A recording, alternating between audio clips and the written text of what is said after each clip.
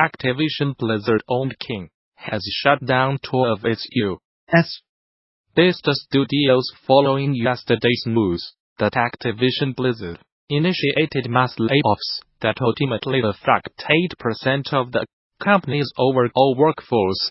The report yesterday said that the King-owned mobile game studio Z2 Live was shutting down as a result of Activision Blizzard's restructuring plans, resulting in the loss of 78 jobs. The Swedish website Breakit has since confirmed that closure and found that King San Francisco studio is shutting down as well. We considered that the right thing for King is to run a studio network in Europe to give us much greater focus in our game development. The teams in the United States have fantastic creative and talented people working with them, but we believe that this decision is the right one to fulfill our long-term strategy. Reads a translation of Charlie Tests, King's communications manager, comments to Breakit. We make these difficult decisions so that we can grow in a sustainable way. We believe that these changes will enable us to do just that, and are convinced of our approach. We make this decision to give us a much stronger focus on developing good gaming concepts throughout our European studio network. Rumors of coming Activision Blizzard layoffs in the hundreds first circulated last week, and the company made that decision official in an earnings call yesterday shortly after announcing that the company saw record earnings that quarter. The restructuring effort sees 8% of the company's overall workforce laid off, making for an estimated 800 developers affected. Those layoffs seek to, in the words of CEO Bobby Kotick, fund a 20% increase in developers directly working on Call of Duty, Candy Crush, Overwatch, Warcraft, Hearthstone, and Diablo by deprioritizing initiatives that are not meeting expectations, and reducing administrative positions and certain other, due to non-development roles across its studios. Activision Blizzard published its 2018 earnings report today, and while the company's revenues rose year-over-year, CEO Bobby Kotick stated that we did not realize our full potential. According to the release, Activision Blizzard generated $7.5 billion in revenues during the 12 months ending December 31st. $38 billion of that revenue came in during the company's fourth quarter, which coincides with the holiday shopping season. Both of those numbers are higher than they were during the same period a year ago. But the company's net bookings, another way to measure revenues, for the holiday quarter were $2.84 billion, which is less than the $3.04 billion some Wall Street analysts were predicting.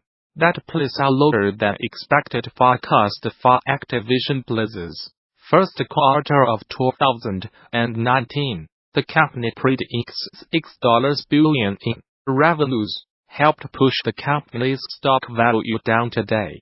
Alongside the earnings report, while our financial results for 2018 were the best in our history, we did not realize our full potential. Kotick states in the report, to help us reach our full potential, we have made a number of important leadership changes.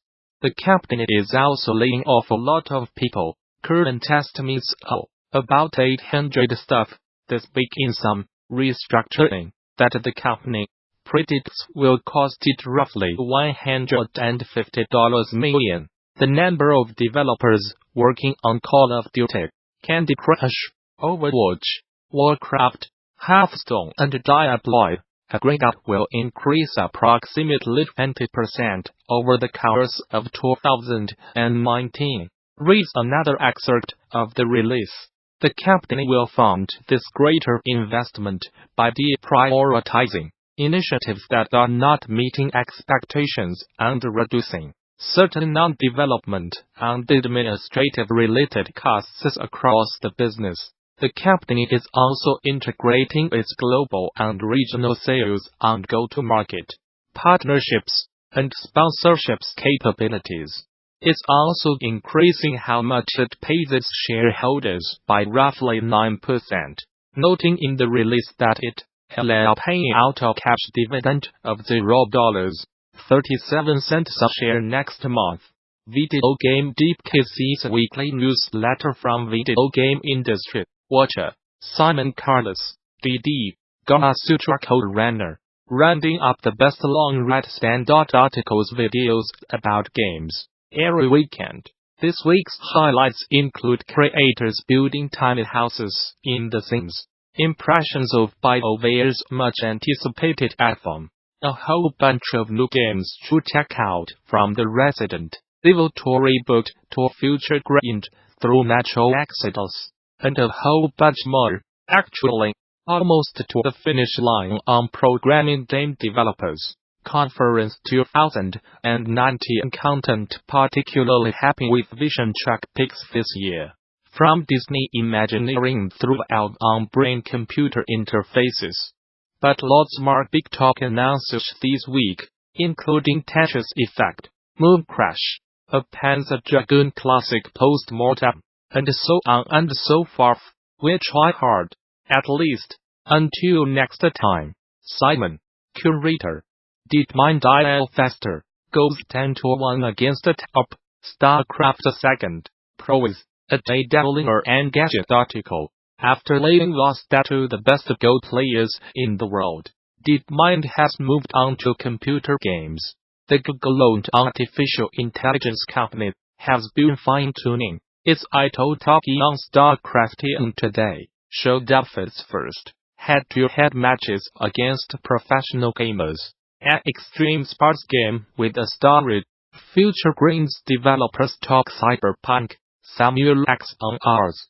Technical article. NOWFUTURIGRINDIS here, and I am enjoying it just as much as I expected. In it, you ride bikes on rail-based tracks, and perform stunts that draw from popular extreme sports titles, Equally Ole, SSX, and most of all trios.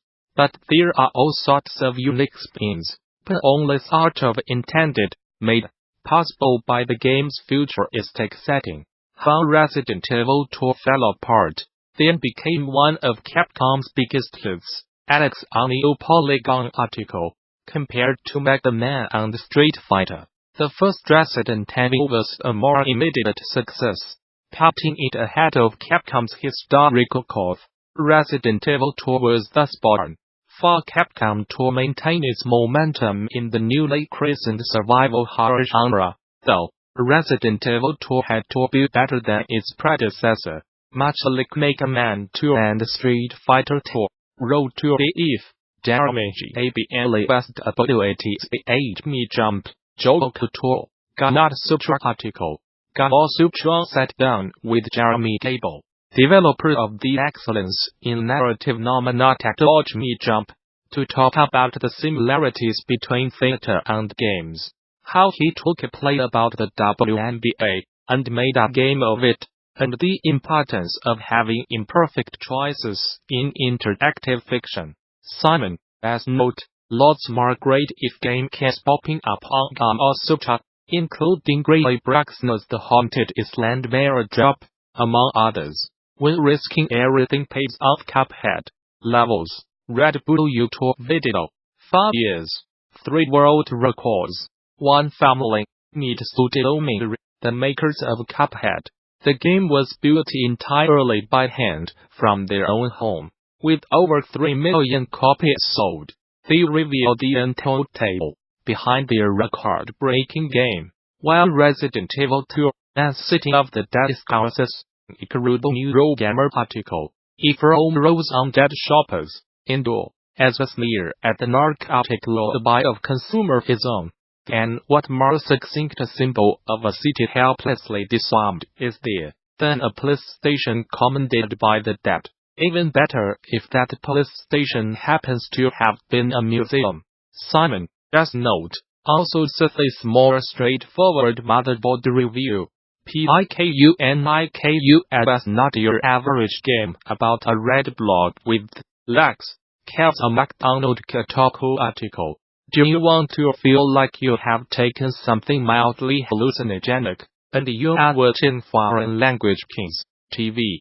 I have got the game for you.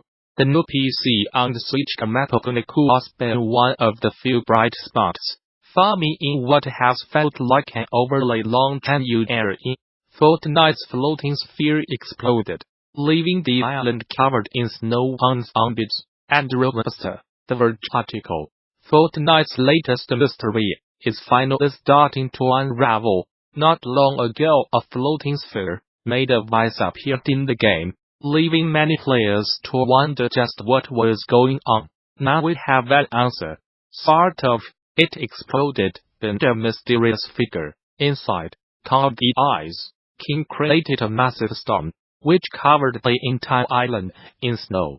Simon, as note, this Fortnite environmental storytelling is actually kind of great. Check out a punted history of recent events in this post. Anthem feels as good as Destiny, but has BioWare's creative touch. Owen Campbell Polygon article. Although a shared world shooter is a departure from BioWare's solid action RPG history, Anthem retains enough of the developer's creative signature to mark it as more than just an attempt to regain ground lost to the genuine innovation that was Destiny. Also see coverage from The Verge. Diablo Jr. Inside Short-Lived Pokemon Inspired Prey Diablo Immortal mobile game. Matt Protsky Variety article. Some 16 years before the announcement of Diablo Immortal, Blizzard's dungeon hunting hack-and-slash series nearly went on the go.